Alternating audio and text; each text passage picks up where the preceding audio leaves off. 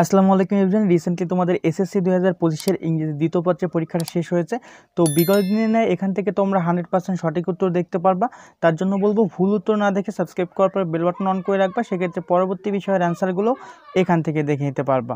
ওকে, তো স্ক্রিনের উপরে এখন তোমরা যে কোশ্চেনগুলো দেখতে পাচ্ছ এগুলো তোমাদের সকল বোর্ডের কোশ্চেন দেখতে পাচ্ছ। বাংলা প্রথম পত্র যেটা ছিল, আমরা যদি এটার ভিতরে ইন্টার করি তাহলে এইখানে কিন্তু আমরা সকল বোর্ডের অ্যান্সারগুলো স্টেপ বাই স্টেপ দিয়ে দিয়েছিলাম। তো প্রথম দিকে এসে যারা পাও না তারা অনেকেই মনে করো যে কোশ্চেন দেওয়া হয় না, আসলে সেটা না। দেখতে পাচ্ছ ঢাকা বোর্ড, এখানে কিন্তু অ্যান্সার দেওয়া হয়েছে।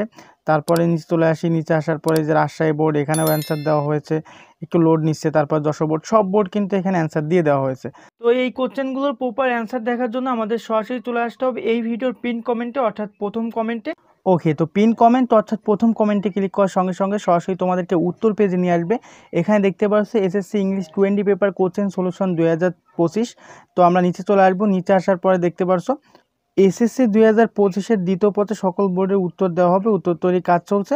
এখানে দেখতে পাচ্ছ তোমরা জাস্ট যখনই উত্তরগুলো দেখবা এখান থেকে ঘোলা দেখাবে, জাস্ট এটার উপরে একটা ক্লিক করবা। যদি কোনো অ্যাড শো করে ব্যাক করে আবারও ক্লিক করবা, সঙ্গে সঙ্গে কিন্তু এইটা ওপেন হয়ে যাবে। দেখতে পাচ্ছ এখানে কিন্তু এইচডি কোয়ালিটিতে তোমরা সেটা দেখতে পাচ্ছ। তারপরে এই কর্নার থেকে ক্রস আইকনে ক্লিক করে জাস্ট এটা কেটে দিয়ে অন্য অ্যান্সারগুলো দেখতে পারবা।